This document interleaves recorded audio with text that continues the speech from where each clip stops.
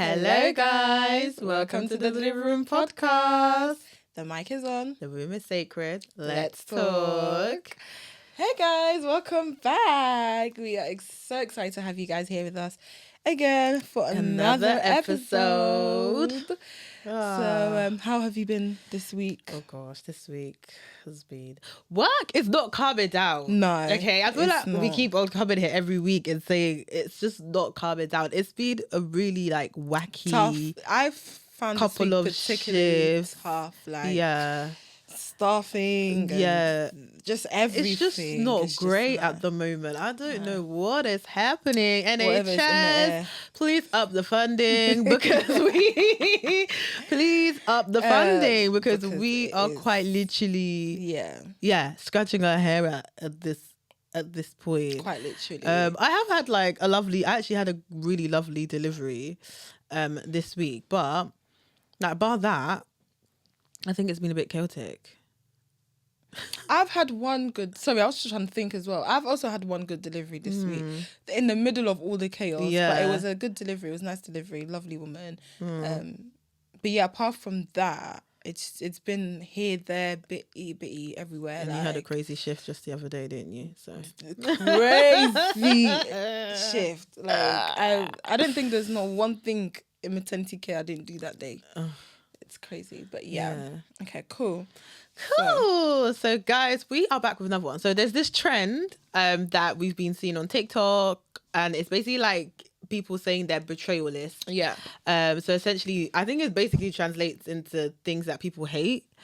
So we've done a midwife edition, and we're gonna tell you guys our betrayalists. Yeah. Do you want to do you say one, I say one? Yeah, I think we should do cool. that. Okay, you go first, girl. One of my betrayalists is having to try twice to failed cannula before getting their anaesthetist. Nah. Because Failed why? cannula? Or you try twice, then the SHO tries, and then the anaesthetist.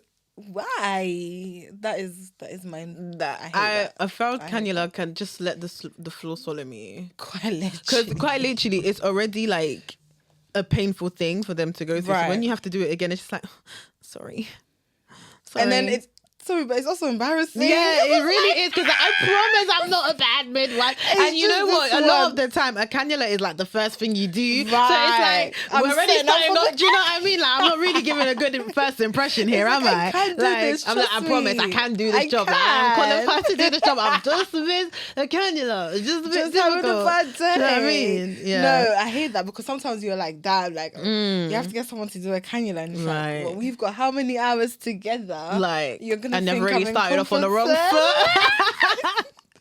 No. Right. Okay, cool. So one of mine is it's kind of clinical related, but normalizing not having a break. I literally, I was really thinking about this because that happened to me this week, and I was like that should not be okay. I get it. You know what? Yeah. I actually understand, and I don't necessarily blame the midwives in charges, for example, because you quite literally have the choice. If you do have a labour ward that is full, we can't just be all right, see ya, and go on our breaks, because obviously we have babies to deliver and women to look after. But I don't know, there needs to be something. There needs to be some type of solution. I don't know what it is. They need to make something, because I personally feel this is what I feel and I feel if we are in a place where quite literally no one can go on break, I feel managers on call should come in and relieve. I'm 100%. sorry. What is the actual purpose of manager on call if you're not gonna come and help? I don't understand, because midwives on call always have to come in when we need them. So why can't managers on call just that little phone call at the beginning and end of the shift? You guys alright? No, we're not. No, we're not okay. How about you come in drowning. and relieve us for some breaks? Some can be good and some can come, but 9 out of 10 they're not doing nothing. And I just think that should be I don't think that's an end goal, but I feel that should be something that should probably be done, having no break, quite literally on your feet. Sometimes you're literally on your feet 12, sometimes 13 on your feet without no break. And it's not we have an office job where we're sitting in front of a computer, or and you can be oh yeah, I'll eat whilst I work. We can't eat whilst we work, because what am I gonna bring my J-Rice into the room I'm like, push, and I'm eating. Like, how am I gonna do that? Like, you no. can't. Sometimes you can't even have time to have a sip of water. Do you know how many times I go with a full food? bottle and I can leave with a full bottle because you just do not. And have sometimes time. like I do have times where like, you know, if I haven't had a break and I have like an okay CTG and, you know, like everything's going fine and obviously I can see the CTG like quickly run out and scoff like something down my mouth and run back. The indigestion sometimes I was about to say, as the food is going down the throat, there's no lubricant is helping. It's just choking you as it's going down. Just to like get you some energy or something. Like it's crazy. Not having a break for 12 hours is not okay. That's what results to us always eating sweets and chocolates and stuff because we have no energy, we're hungry, but you think sugar's gonna give you some energy. But that's why we be eating so shit all the time because it should not be normalized at all. It should not be. I agree with that. And it affects your mood and it affects the way you like you come across because like sometimes you can't help it. Like I always try my best to be as joyful and cheery as I can and not even in like a fake way because I feel like I'm quite like a cheery joyful person in general and obviously in this job you have to, you know, have at some least type have of bubbly personality to you, but like sometimes when you're so drained you haven't eaten and then it's like it affects your mood. It does affect your mood. And it shouldn't and we shouldn't. Like, it's not safe. Like, and actually, it's actually not safe. Like, imagine someone who didn't have time to eat or dinner before coming to work, which is sometimes... all the time. How many times do I come to work with my dinner? Because I do not eat. Because we don't have time, or you've had a night the night before and you're just too tired. Right. And then you don't have time to eat and you've barely had any fluids coming down you. Like, you can literally drop and faint. I've actually had an episode at work where, like, this lady, I hadn't eaten or drank that night, and I remember this lady was quite literally setting up for an epidural, right? And she was obviously contracting. So I'm obviously in front of her, like, trying to support her position and trying to get her to stay as still as possible. And she's literally grabbing, like, quite literally cutting off my circulation. Like, she's literally grabbing me, she's squeezing like, me, and I'm literally like, I've got nothing. Like, quite literally, as you're squeezing me, I've got nothing. And I was literally like, I've got nothing. And even in the moment while she's squeezing me, I'm just taking it. But like, it was like, as soon as she let go, I swear, you the spells. I was like, I literally had to leave the room because I was like, oh my God, I literally. Yeah, you start to see stars and stuff, It's not okay. It's not okay. It's not okay. Anyway, go on. Mine kind of bounces off your one. Mine, I was going to say my next thing is having to stay late deliveries. Again, I know it's nobody's fault, but there should be some sort of system in place. Because you know the thing is, when you start work here, I try to not clock watch. But once it gets to 5 p.m., I know the end is near. I can see the light at the end of the tunnel. I'm like, yes, almost there. What do you mean 7:45? You've delivered 7:44 delivery, and now I'm here till 9 o'clock because I'm documenting everything. As if my 12 and a half I just did with no break wasn't enough, and then you're back the next day. That adds to it. I just can't. There needs to be some sort of system in place for that because it's just. And let's just add, if you don't have a permit. You're paying for parking. Right, I've got a parking ticket. I have a bird's pick. I have got a parking ticket because I had to stay behind because I had delivered a baby quite literally at the end of the shift and I had to stay behind. And I got a ticket. They had the audacity to send me a ticket. I sent them a long email telling them, how do you expect me to leave the parking on time if I've just delivered a baby? Right. What? So I'm just meant to be like, all right, job here, gone. Let me go move my car. Yeah, hold on. Don't push. Need to move my car. Thank God they actually, removed the ticket and gave me some grace. But I was just like, that literally shouldn't even be a thing. The fact that we don't even have free parking in the first place. That's the thing. Having to pay for parking to work for chicken change. Sorry. That's another betrayal. Add that to the betrayal. Add it to the list. Another one. Because what? Add it to the list. It's so annoying. And another thing to add on to the betrayal list, I think that jumping off of having to stay late for delivery. Another thing that's on my betrayal list is unsupportive colleagues. I'm so sorry. Like, me personally, the way I'm set up, if I have someone that I know has just delivered, I'm going to be like, right, what can I do? You go and document and then I'll finish the rest because I'm literally here for the whole day anyways. What difference is it going to make if you pick up a little bit of someone's load from the night before? Right. You're here till bloody 8 o'clock in You've the still evening got 12 anyway. hours ahead You've still of got you. 12 hours ahead of you. So if you pick up the load from someone that has just delivered this morning, like, It's fine. not gonna kill you. Like, I've had people where I'm like, can you do, oh, I'm really sorry, I don't know how to do that. Or I don't know how to do that. Oh, I've never done that before. But it's like, you're getting paid to do this, love. and once someone You gives me a better learn. response like that, I'm just like, you know what, I'm just not going to ask you to Yeah, help. because then you just think, I I just might as well don't- just do it myself. Yeah, I really because- hate I feel like there are midwives out there that do have a like every man for themselves attitude at work. And I really hate that because we all could do with help at work. Like, you cannot sit there and tell me, yeah, there are some shifts where, yeah, you've handled it on your own. But you can't do But there's everything some on your shifts where it's own. like quite literally you do need a little bit of help and a little bit of support. So yeah, unsupportive colleagues, yeah, betrayalists. To the list. Add to the Thank list. you. Right. On the topic of unsupportive people and things, partners. Right. Unsupportive partners. And let's add It irks sleeping me and snoring. to the that, list. You know? It irks me. I just think, why are you gonna come if you're not going to be supportive or positive? Because some of you are there and you're just chatting rubbish, and I'm like, Negative Nancy. this person is pushing out your child, by the way, if you haven't noticed. So why? Like, I've had like partners. Do you know what I hate? Partners that also clock watch. Like, why are you clock watching? When do you think it's gonna happen? I have. If you had to say, how long does this roughly take? like, And it's I'll like, be just like, be I here can't for tell the- you. Yeah, but like, if you had to guess. And I'm Just- like, how about you just calm down. We're all going through this process together. Like, you know what? I always, my response always is, whenever someone, the partner always asks me how long, do you know? I always say, listen, if I could tell every woman what I know you're time gonna they say, give birth, I'd be rich. I said, I'd be a rich woman right now. Do you think I wouldn't be here. I wouldn't be here. I wouldn't be I'd be here. sitting. It's You know, in you know Dubai. in the movies, yeah, when you have them psychics, yeah, that sit there in the little like behind the curtain. That's what I'd be doing for a living. Okay, £100 if you want to know when your baby's coming. Okay, tax if you want to know the gender. So I can't tell you what time your baby's I coming. always say that as well. Yeah, I always say that. I I'd hate be a clock. rich woman.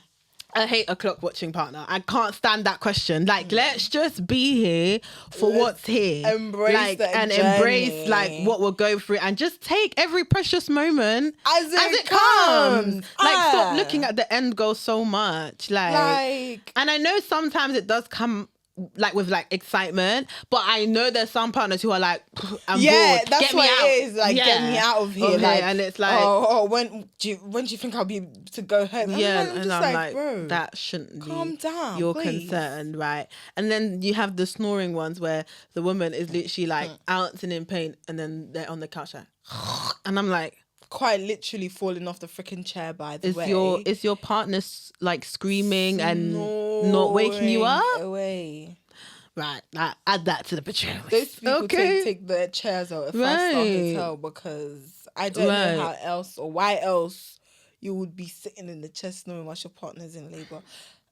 Dear future husband, don't you dare. Don't you dare. Don't you even dare. Be right there. Unless I'm sleeping, that's when you Even when I sleep, watch me sleep. Don't sleep. I'm suffering. Quite You suffer literally. too. Obviously, banter. Obviously, like, we know that partners do need to rest, because if you don't, there's no point in there being Don't attack us too much now. there's no point in there being two tired people. Yeah. Like, you've got to have someone that, and obviously that's going to be the partner, because the woman's obviously going through a whole like labor. So yeah, we'd expect get your rest, but you know, rest at a suitable time. Yeah, like there's a time for you to rest, and there's times where you need to be awake and you need to be there. And whilst your lady is not even your lady, whilst your partner is quite literally fighting for her life, that's not the time where you should be snoring and sleeping. Yeah, you should wait till you get home to do that one. Right. But yes, period. no. Okay. Anything you Have you got more to add? Yeah, I do. My betrayal list is long. I think would literally be even a whole episode, but my betrayal list is long. Okay, my betrayal list. Okay, this one I hate and breaks my heart. A C-section at fully dilated. That, yeah, honestly, that a section at fully dilated is honestly just one of the most heart-wrenching things. Especially when you're excited, you've been pushing, and then especially when you've been with them like all day and you've watched them progress so lovely, like you've watched them progress so well, and you get to the finish line and you're like, yes, and then it has to be so add that in with like failed trial, basically. Yeah. Like let's put those two together. Like whenever I hear a trial in theatre, my heart is doing. I'm like praying. I'm like, damn. But yeah, no. But yeah, like that, I really hate. Like obviously we do know like there's so many risks like associated with like having a section at fully dilated, like risk of preterm birth in the next pregnancy, and and I think it just for you to just get that far.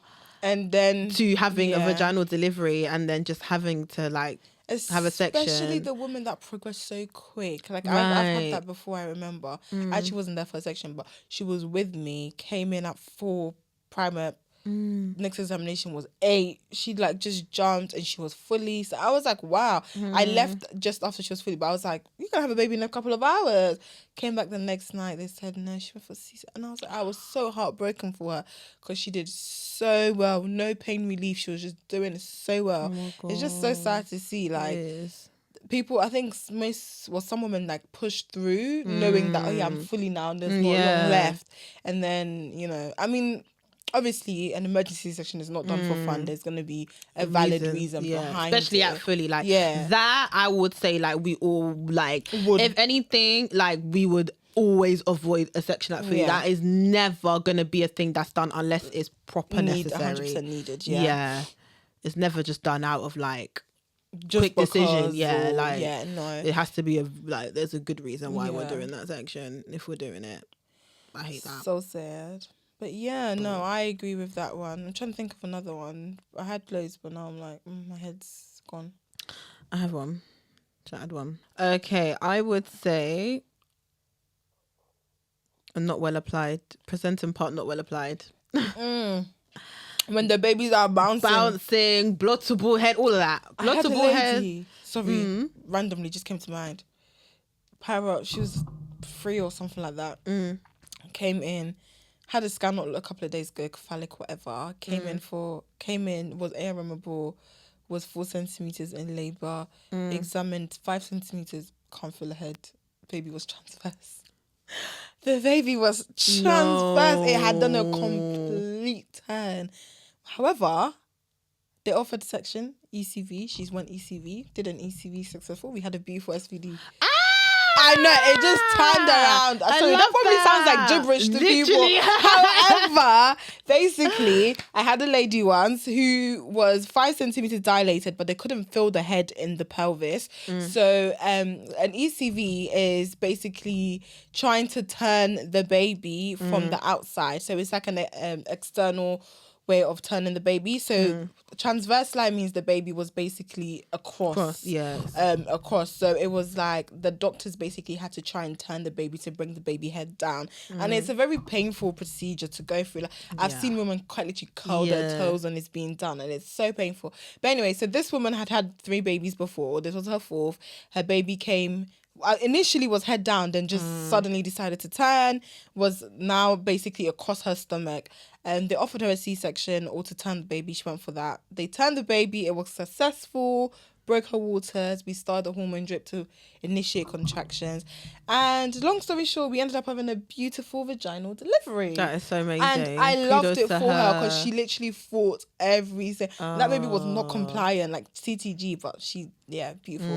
So that just came into my head as she said that. I love that. Oh my gosh, I actually do love that. You know when you hear stories like that, I didn't think that's how it was gonna go. Yeah, I love ones that turn out like that, where you're like in your head, you're like, oh, we're going for section, Then last minute it's like, me and I'm like, literally, and then last minute it's like, I got pressure. Yes. Come on. Like, I love it when it turns out like that. But head not. I hate a deflex. No. OT OP. Do you know what? OP sometimes, a lot of the time can be successful, especially with multips. So OP, I'm not too, It's just really painful for the woman. Yeah, it's just painful, and it's obviously a lot more work to do when it comes to the pushing stage.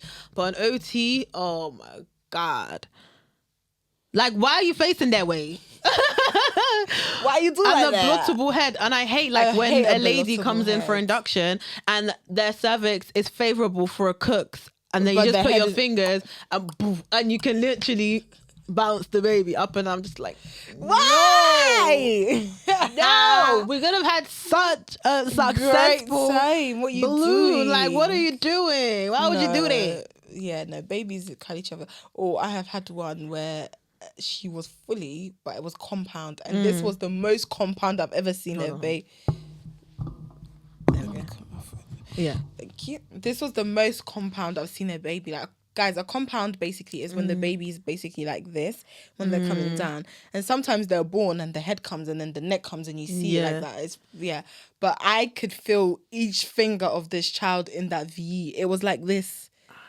The hand had gone past the head, so we were like, we're gonna give an hour, but if the hand comes further than the head, we're gonna have to go for 6. Yeah, but luckily the head came down, but it was literally like this. And like God. I could, not even just the front, I could feel every single finger just on the side of the head. I was like, baby, why you do like that? I've had that before. I had one where like that was actually my first time feeling a compound. I did a VE and then the finger swiped me and I was like, what the? And then I stayed and I was like, okay, this must be a hand. Because I was like, what? Like the finger literally swiped. It swiped me back. I was like, don't touch me there. Like, I was like, and the lady was kind of looking at me. I was like, sorry, I think your baby just almost grabbed my finger. Like, I'm really sorry. Trying to say hello. Right. Oh my goodness. No. Like, what? But yeah, no, that was actually quite fun too. Yeah, that was fun. A few of our betrayal lists. I mean, our betrayal list it's long. Like, my betrayal list is... Claudia's one will fill up the room.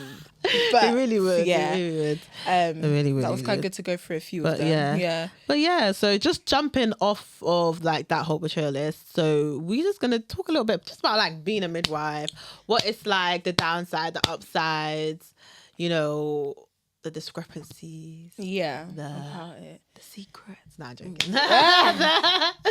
But yeah.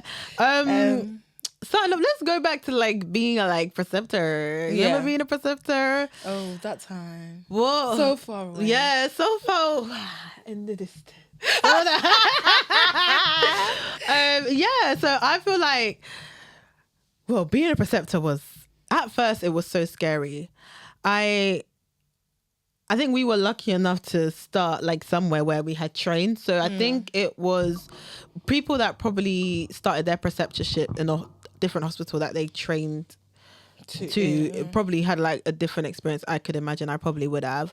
But I think obviously knowing people and knowing like senior midwives and midwives that have been qualified like way longer than you helped so massively when starting as a preceptor. Like, yes, I was super nervous, but knowing that I had like someone that I could go to and be like, look, I'm struggling with this, can you help? But then at the same time, you always knew that there was certain people that you could never go to without feeling judged. You could definitely, I guess if you were brand new, didn't know anyone, you would just go to anyone that was nice to you, presumably. But I think because we know who is really there for you and who will say and go chat shit behind your back and stuff, we could pick out who we could go to. Like, we knew the faces and we knew I can't come to you, but I can go to you. Do you know what I mean? So I think that did help. Just to add to your point. Yeah, no, definitely. And like, I don't think you even realize like the progression is so fast. Like, you do so much and you learn so quickly. Like, the way you learn, the speed that you learn at when you're a midwife is serious. Like, it's so serious. Like, and I feel like it's because we do a lot of things quite repetitively. So like things like cannulas, when you first did your first cannula, you're probably shaking yourself. Like I remember I was like, God, please, God, please. That's serious prayer before, I was like, God, please, God, please, God, please. But it was fine, and it gives you a bit of a confidence boost. And then you end up doing like 2 or 3 in one shift, and then also by the end of the week you're a pro. You're not even thinking about it, you're just doing it. So I think in terms of skills wise, because we do stuff quite often, quite repetitively, things you just catch on. Yeah. And one thing I would say is you never make a mistake twice. Yeah. You never my make a goodness. As a midwife, you see when you make one mistake, that mistake is imprinted into your head, like, and you will never ever make a mistake again. Or if like you've forgotten something, like there's times that I don't know, I've been in theatre and like, let's say this is like something not small but it's important, like no wristbands, like the lady not having wristbands, and everyone's like, the lady don't have wristbands, and you're like, never forgot a wristband again. Never forgot. I mean, one of my first shifts, I went into theatre emergency section, forgot a cot. Normally you have to bring the cot in, right? It was an emergency section. It just happened so quick. She came in bleeding. Then we were querying abruption. So we went, everything happened quick. And obviously I'm there, I'm like, okay, cool. I got to do a catheter. I got to do this, got to do that. So my mind was not even on the freaking cot until I was gloved up. And I was like, wait, where am I going to put the baby? Cot. I will never forget that day because the doctor that was doing the section, you will know who he is. He likes to be fast and prompt. Oh God, I know exactly. So literally from knife to honestly, from knife to skin to when the baby was born. I'm 5 pretty sure it was 5. No, not even 5. Probably like 2. And like me, I'm gloved up. I had no cot. I was like, shit. So I'm like asking someone, can you please, like, that was on the scrub nurse, like not the scrub nurse, one of the nurses. Like, can you go get me a cot? She was like moving bare slow. She's like, what? A cot? I'm thinking, you go and get the cot. Literally, can you just go and get the cot, please? This woman Why are you making my mistake so loud and bold? No, she took so long that the baby came out. Oh my God. And obviously, everyone's now clocked that there's no cot. This surgeon carried the baby to the resource. I would have been literally dying. I wanted inside. the earth to swallow me. I was there like, he literally, he said, walked around, went to the restart, put the baby down, went back to continue. I have never been so embarrassed in my life. No, I will never the embarrassment ever forget you feel, when you're, especially a lot of time midwifery, whenever you make a mistake, it has to be known. Like, there's certain things, like, when we say mistakes, we're not saying, like, mistakes that can kill you, please. Before people think we're out here. These are, like, little tiny, these are, like, little tiny things that like can obviously be rectified, like caught, forgetting the wristband, and things like that, not having enough towels in the room, like, things like that. Like, and obviously in certain situations that you have to tell someone, like, because I need help, like, I've forgotten this, or, I haven't done this, can you do this? Oh my goodness, like, it's basically like laid out. Quite like literally. It's laid out. So sometimes you literally have to tell what your mistake was. Poor old me in a room full of theatre staff, no cot, and everyone's just watched the surgeon dilly-dally around the table. Because you've forgotten your cot. I wanted the earth to swallow me. I didn't think I've ever experienced embarrassment like that day. Like, I was like, but you know what? Now one of the first things I do is make sure there's grab a cot. Because God forbid I forget a cot again. But literally. Like the jump from like preceptor to like then being like properly settled into like proper band 6 midwife, like it sounds scary, but it's so like it happens like so fast. You don't even quite notice it. One day you're just.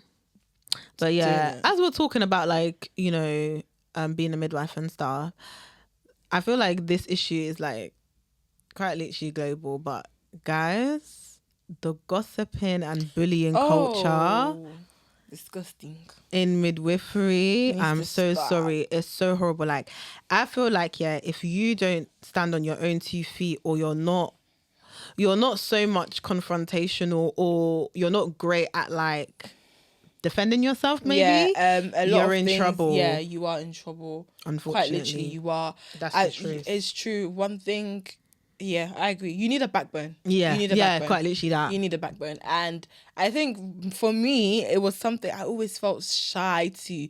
Like, obviously, if you really do something wrong, I'll say something, but I always felt shy. I feel like between the two of us, you are more like firm and like, you. Yeah. If Claude doesn't like something, you will know she doesn't like something. Like, plain and simple. All right. Whereas I will be like, try to be nice like, about it. Did you like that? Yeah, she'll be like, no. You didn't like that, No. did you? So just tell me that. We're going to go and tell the person. The amount of times I've called you for something, she'll be like, just say this. And I'm like, because just say it. No. Like, the bullying culture, like, is so large. And I hate it because sometimes I do, and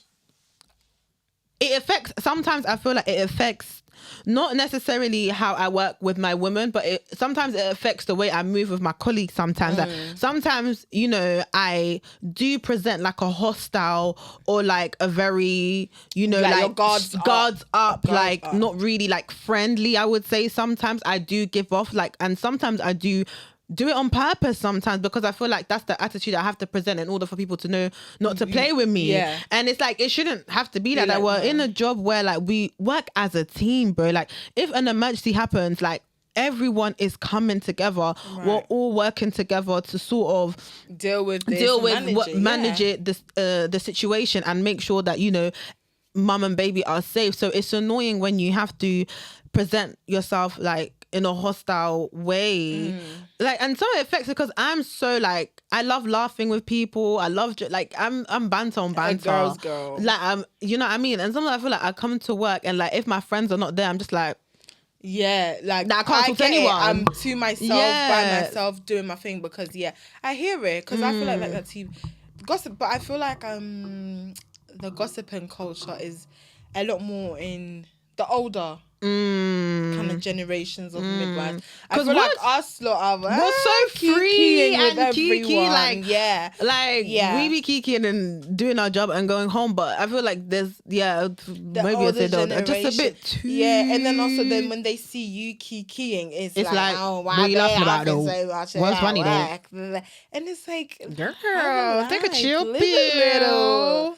We quite literally deliver babies. No, I guess you'd be happy. Yeah. Someone said to me, like, you're the type of we're not nurses, but they're like, they were like, nurses are so like always so moody, but I feel like your category is the happy ones. Like, you guys deal with babies, and I thought, but we should be. I feel like this then like kind of leads into like the whole mistake thing. I feel like, yes, like things happen, like we're human beings, and that's what human beings are. No one's perfect but the Lord Jesus Christ. Amen. So unless we had the Lord Jesus Christ as a midwife on the ward, there's no midwife that can sit here and say they've never made a mistake, they've never forgotten something, they've never done something wrong, because you're not perfect. No. Like, quite literally, humanly, like just in general, not even just as a midwife, like humans in general are not perfect. Everyone's made a mistake. And I feel like sometimes midwives have they feel like they just have to display your mistake.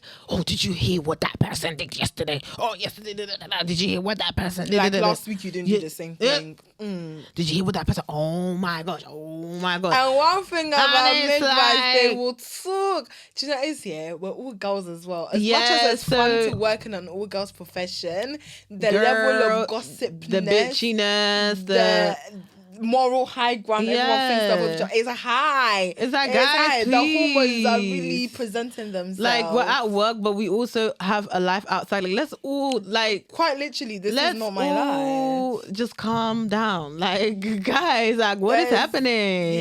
Yeah, like, let's all touch ground. Like, right now, like, let's all touch ground. Like, it's too much sometimes. And I just think that I personally haven't experienced bullying, but I think that I haven't experienced bullying, but I feel like the only reason why I think I haven't experienced, I would say, bullying is because I'm such a person. Like, I'm very firm. Like, if Olivia knows this, if I hear that someone has said something about me behind my back, Oh, she will be there. Well, just be ready to answer my question. Seconds. Yeah, in quite literally 2 seconds. I will be there. Like, I'm the type of person, I will ask the person, okay, so I heard you said this. Is there an issue with what I did? Or if I hear someone saying that they don't like something I did, I will literally go to the person and be like, what is it about what I did that you don't like? Like, explain to me so I can understand. Yeah. Do you know what I mean? And that's the reason why I personally feel like I'm not bullied. But I feel like there's other people who are more like prone to being bullied. And you do see at work that there's certain people that are picked on and their mistakes are kind of made put on show because they're not as firm and they're not as confrontational and they're not the type of person to be like, oh, well, you know. And I also think that's something you learn with experience. I think during my preceptorship, I was very much easy. Even if I did something, I'm like, oh, I'm so sorry. But now it's like, I stand by everything I do. Because I know what confident. I'm doing. Yeah, like, I know what I'm doing. Sorry, me and you both hold the same registration. We're both from the LMC. Yours is not from God and mine is not from earth. Right. Thank you. We're both doing the same thing. We both pay that same £120 a year. Okay. We're paying the same money. You are not above me. We're doing the same thing. So, and I feel like with experience, I'm like, actually, no, like, you're not gonna say. I'm not. Or like, you know, when they think like you will do anything because you're new. You know when you're new and someone, oh, do you mind? You're like, oh, yeah. I'm like, no, I'm busy. No, I can't. I have things to do. Because if I need to help you, I'll help you out. But I'm not going to do something for you because you don't want to do it. We get paid the same cash dollar. Same. Yeah. So, I think that's just, it's just massive. And it obviously, I think in terms of like, maybe I wouldn't so call it maybe bullying, but more of like, like there's people at work that always, like the hierarchy. So you have consultant, reg, SHOs, matron, senior midwife, then you have midwives, us at the bottom of the pyramid. Preceptors. We are one of them. And then but like, you know, like in terms of like, you know, on the ward working, you were literally like the bottom. And I just feel like, yes, there's a hierarchy. Yes, obviously the people above me are more experienced. And, you know, when there's an issue, we escalate to the, you know, the consultant, the reg and whatever. But I feel like that should, sometimes it doesn't always feel like teamwork. No. Like, I'm sorry, I've had doctors that like have like called me out in front of the patient. I'm just like, but why would you do that? Because we're all meant to be working as a team. So you standing here and trying to make me look incompetent. Like, how about we just step outside and you ask me if I've done this or if I've done that or why haven't I done this or why haven't I done that? Like, for example, and this I will never forget, like this really upset me, like, and like I was absolutely fuming. Like I said, like, I just feel like, cool, yeah, like doctors, you're there for me to escalate to so that we can work together. Because you're the primary carer, the midwife. Yeah. And the doctors are literally just there to really help you. Needed, and you're there if you're needed. You're not necessarily like needed the whole time. So I know this lady, so if I'm escalating something to you or I need you to do something, then we need to be working as a team. Together, And there was one time where... multidisciplinary. Right, yeah. There was one time where this lady's baby's heart rate was dropping. And you know, we usually pull the buzzer at 3 minutes. I know what's coming. Oh my goodness. Guys, I kid you not, we were literally at 2 minutes, 30 seconds. So it's after 5 minutes, we call it a Braddy. Is it 10? Is it 10 minutes? 10 minutes after we call it a Braddy, right? So technically, but when you're on your way there, right? Cool. So, you know, we have like a lot of abbreviations and whatever. Anyway, I just feel like a lot of the time, even if it's a prolonged decel, whenever you call like Braddy, do you know what I mean? Because a lot of the time, when the heart rate has been down for that long, like we're coming up to like 5 minutes now, you know, we know where we're going. Because you're not going to sit there on a 5 minute decel and think, Anyway, so this lady's heart rate was dropping. And she had a Braddy before, by the way. So this is the second time now the baby's heart rate is decelling. So we're like about 2 minutes, 30 seconds now. I'm watching it. And it's not even like, you know, sometimes when you have a decel and it's like, at 80 maybe, and then it goes 90 and then it's still at a Braddy, but it's like it's slowly coming up. This one was like 80, 75. It was not even recovering, right? So eventually I now hit 3 minutes. So I pull the buzzer and obviously everyone comes running in. I'm like, Braddy, this doctor quite literally in front of the patient. It's not a Braddy actually. It's not a Braddy. A Braddy's actually at 10 minutes. It's not a Braddy yet. Did we actually, first of all, we did actually end up a Braddy theatre, Cat 1 crash section, by the way. Okay, so and then imagine when we got to the Braddy, then he was like, now it's a Braddy. I was like, it's so ridiculous. It's just like, why did you need to do that? That what was the point? Like, what was the reason? And this is what I hate. And then this is what makes me now come with my hostile attitude, because it's like, I now need to be a bit more harsh. Even if you felt like you needed, because really and truly, there was no need for you to tell me that, because I know what a Braddy is and I know what a prolonged DSAR is. I actually do know that. And it ended up in a Braddy anyway. If you really thought you needed to tell me that, why couldn't you wait? Yeah, you could have said it afterwards. Or call out, even me, when I have a student and my student does something wrong, I will never say it in front of the woman, bro. No. Like, and because this is someone you're literally looking after. Why? It's because you keep bumping it against this side, there. Yeah. Sorry, there. thank you.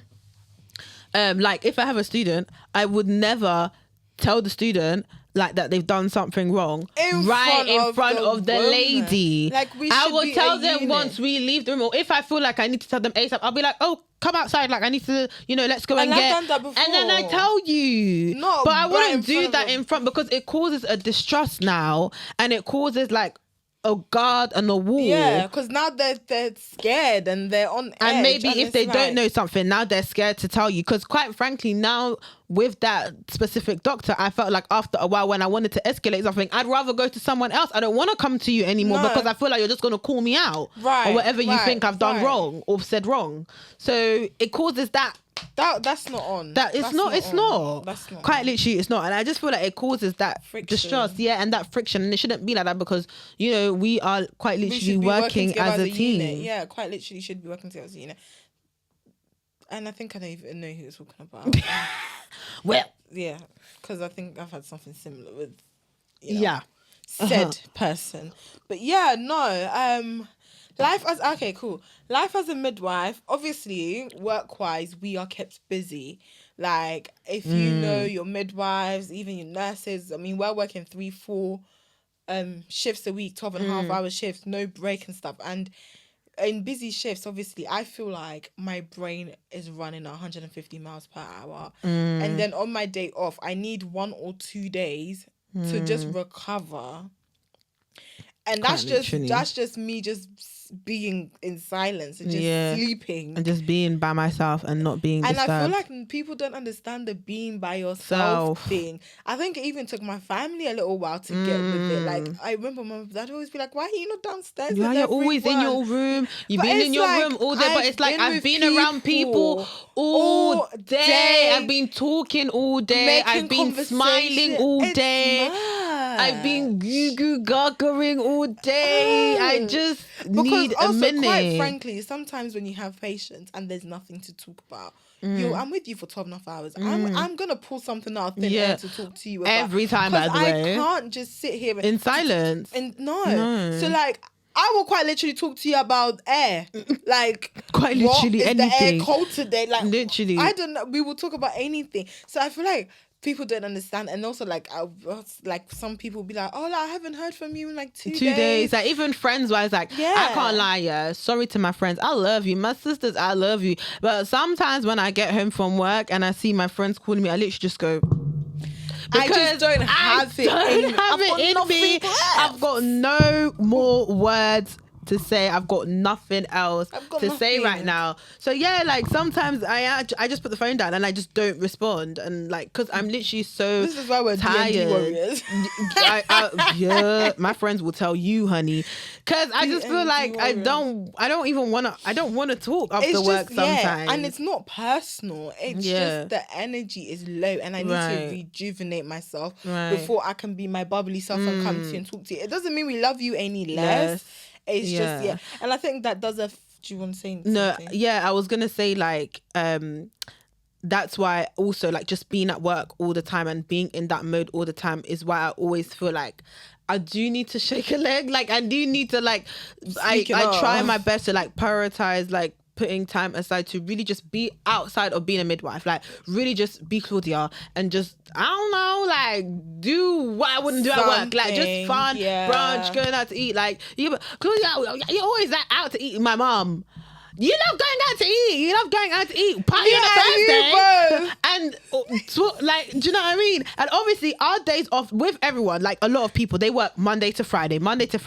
We don't work. We can work Monday, Saturday, Sunday, Tuesday, Thursday, Friday. Saturday, like, Sunday. Our shifts are all over the place. So yeah, I might go to the club on Thursday because that's my day off. Like, do you know how many times I've been getting ready for Eden on a Thursday and my mom's like, on a Thursday, and I'm like, yes, because that's my day off, girl. And she literally looking at me like, really? And I'm like, yes. Yes. Like, I will set aside whatever time that's needed in order for me to just enjoy myself. Like, just, I need to, like, and that is, rest. I think that is needed, and it's very hard, especially like going back to preceptor. It's very hard to prioritize that. I feel like when I first started, personally speaking, it was work, and if I wasn't working, I was sleeping. I felt so drained. I was barely going out, and it wasn't because I didn't want to, but I just hadn't found that balance yet, and I didn't have the energy for it yet, because working, even being a student is hard, but now when you're carrying that responsibility, it's like a mental, emotional weight you've added on, like. So you do find it in the beginning it is hard, but once you realize that you don't, like, I think you get to a point, like when you're working as a midwife, I think you get to a point where this is what made me switch. I got to a point where I was like, no, my whole life cannot be work. Like, I love my job, but I need to, like, and you need a set life. aside. Yeah, I need a life. Like, I need to find time to be Claudia and just do what I need to do. Even if that means taking a 3-day trip somewhere. Why not? Like, you know what I mean? And sometimes it's needed after the things we go through, we deal with as well. But just that mental break. Embedding being a midwife into my day-to-day life it took some time to figure it out, but I definitely know that I might work 3-4 times this week. I might need 1 day to sleep, I know that I want to try that restaurant I saw on TikTok, and I'm a go. I want to go to that bar. I want to like do different things. So I think being a midwife is hard to balance other life things, but it's important to remember that midwifery is not your whole life. Like it's definitely a big part of our lives. Massive. But it's not my whole life. Like, I need to remember that I have a life outside of it. I got to find a husband someday. Yeah, like, damn, if I'm at work all the time, where am I gonna find my means? Because we're not making that sure. Do you know what I mean? And I feel like, especially like, sometimes I do like clash with my mom at home because like I'm sleeping all day and she's like, you've just been sleeping the whole day, and I'm just like, girl, listen. Listen, and obviously it's different. My mom's a natural nurse, so she doesn't do nights. She does day shift patterns, and I'm always night. And every time I come out and I've been sleeping all day and I'm like, I'm so tired, and then she's like, I'm tired too.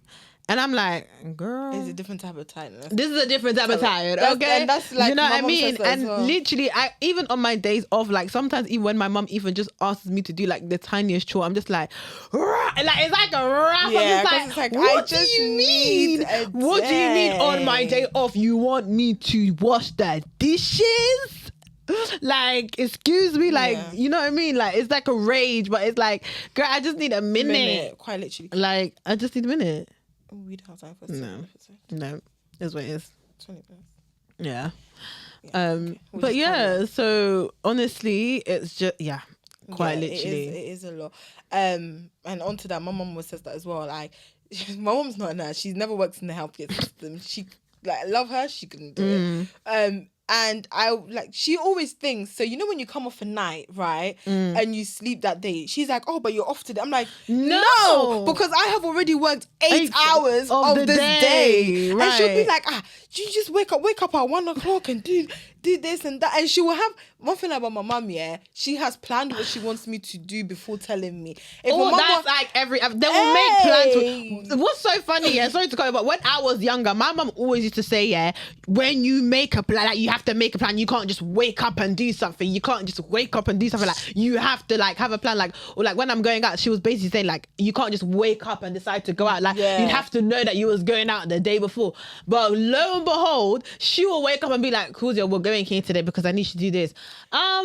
Girl. Miss Ma'am, how did we get here? No, like my mom will, like if my mom wants me to cook, she's already planned that it's her day off. Olivia's gonna cook. Yeah. But I've come off a night and at 2 p.m. she'll call me, I bought the ingredients to make the, and I'm like, girl, I'm sleeping. I've got nothing. I can't stand up and cook. And then she'd be like, so what happened when you have children and they want to eat? Oh they have a father. That is literally my mom. They have a father. Go to him. Ask him. My mom always says that every time because like I'm can't lie. After night, if I don't have plans, I'm spending the whole day asleep. Because when I get home, I shower, I brush my teeth, I eat my breakfast, and I go to sleep. That's it. D&D door locked, phone off, airplane mode.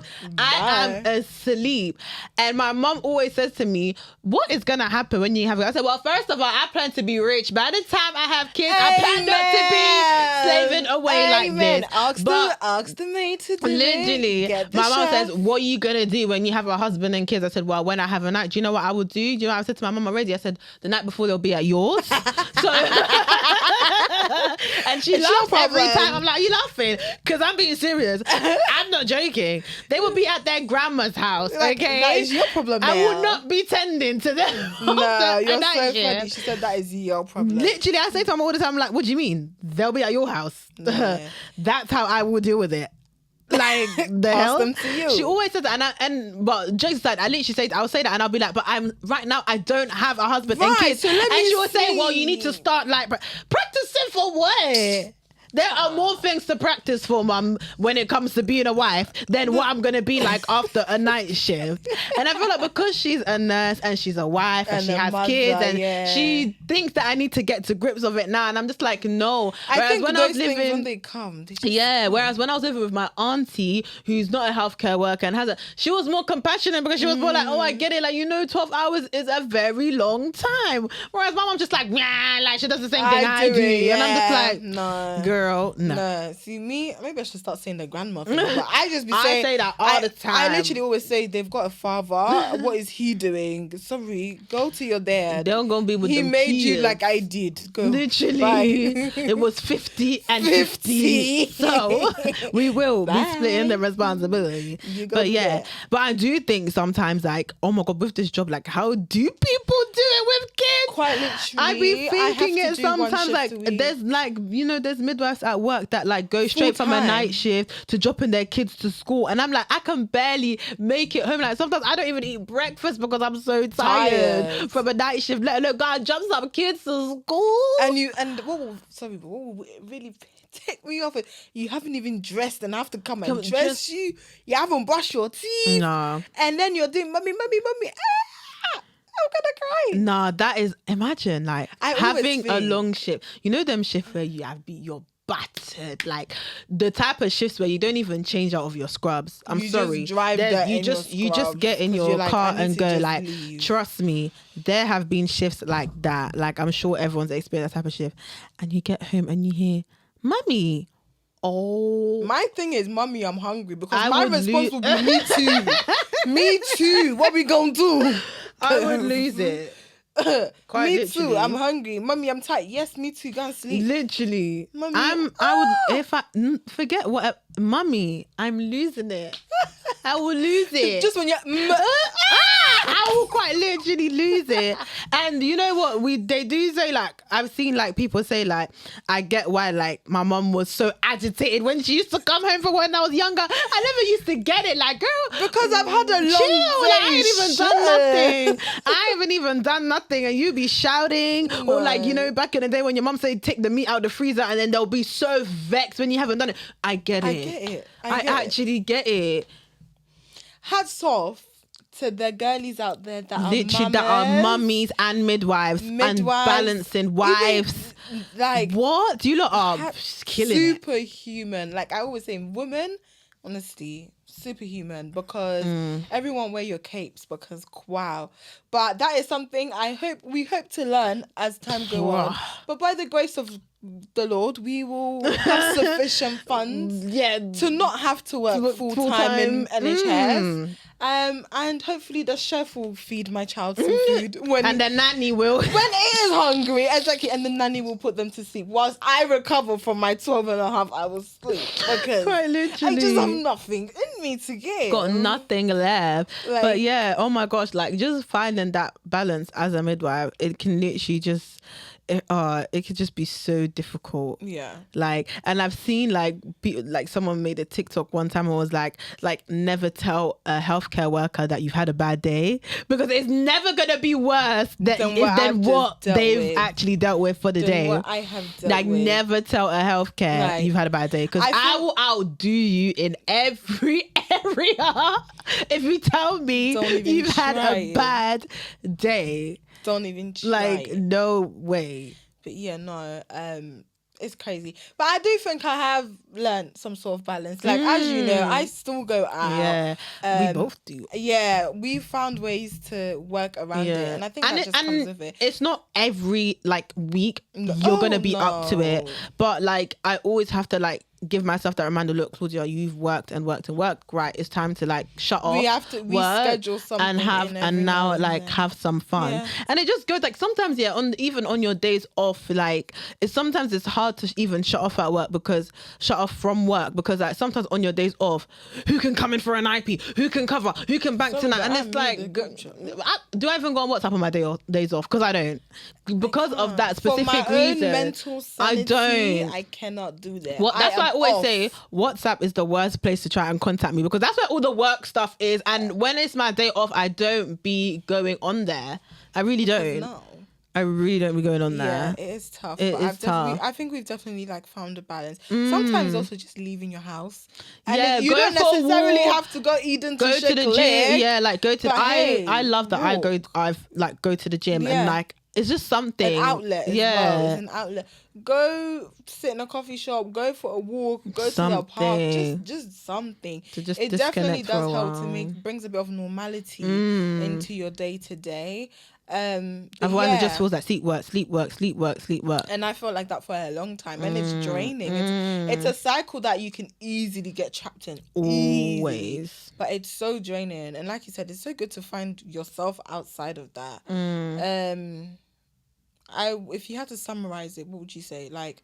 Life as a midwife. I mean, you're a midwife, you're a podcaster, you are a child of God. Quite literally. Yes. You know what? I have to, but I love my job. That is not even a doubt. You can't be a midwife without loving your job. If you don't love your job, you shouldn't be a midwife. I say it all the time. If you're not passionate about being a midwife, you shouldn't be one.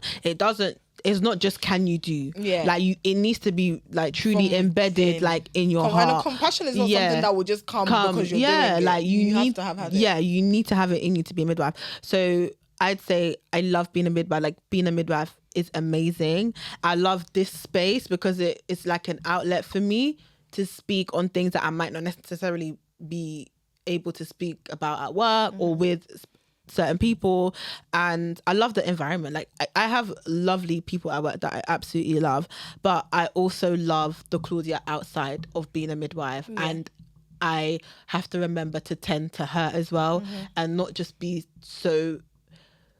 make my identity so trapped up into being a midwife, because there's so much more of me. Of course. And sometimes I do think, am I just a midwife? And I get trapped in there sometimes. So I love my job. I love what I do, but I love Claudia as well. Yeah. Not just Claudia the midwife, but Claudia the baddie. The baddie. Yes, Claudia the baddie. No, yeah. What about you? Kind of what you said basically. Yeah. I'm thinking what I can add, but you've kind of just said it. You do have to remember to attend to yourself, do things for me. And just to remember to put myself first as well. I have to compartmentalize. Is that the word? Please don't come for me.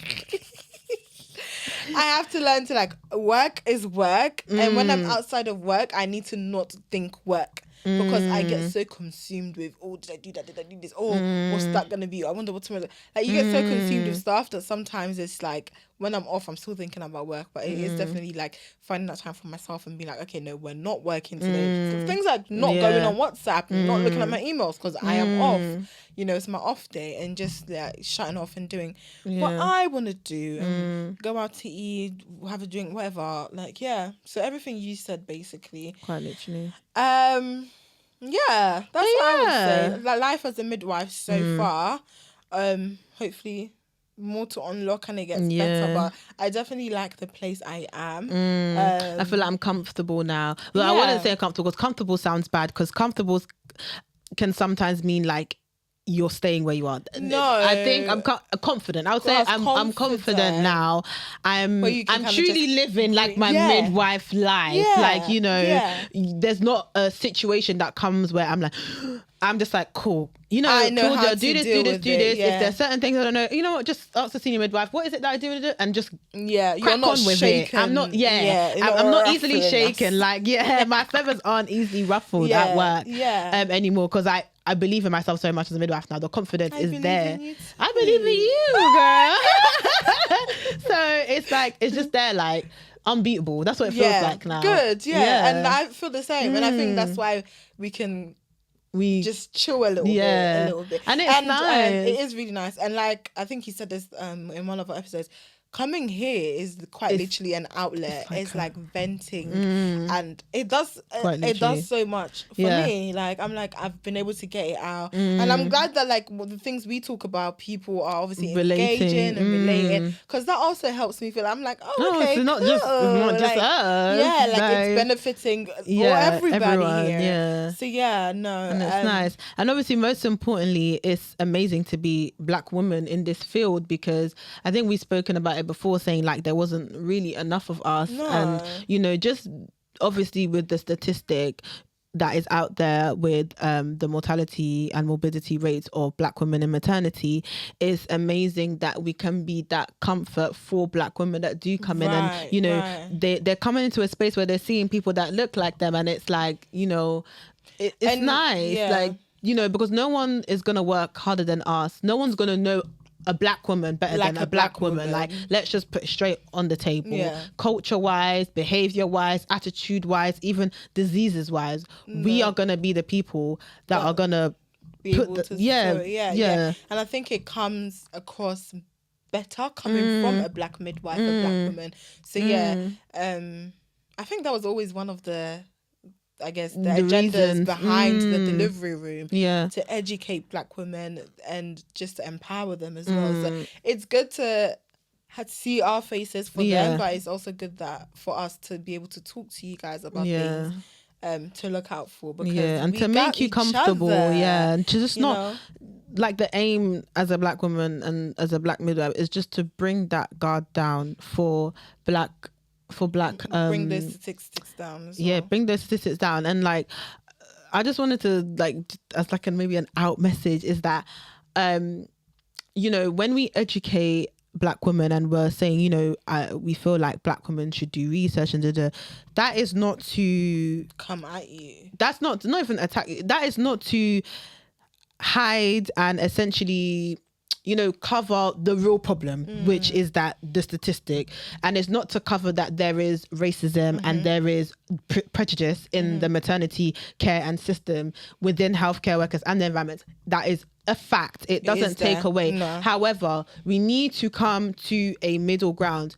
We need to help each other, and you need to help yourself, so we can come together to overcome the issues that are actually at bay. It doesn't take away. Us telling you to do your research and us educating you doesn't take away from what is at hand and what's going on, and it doesn't make it any less important. However, if we can work together as Black people and educate each other, because let's be real, Black people listen to Black people. Let's be real. We are open. Do you know what I mean? To come from a Black woman and midwife, to come across, people receive it better. So but it's sad.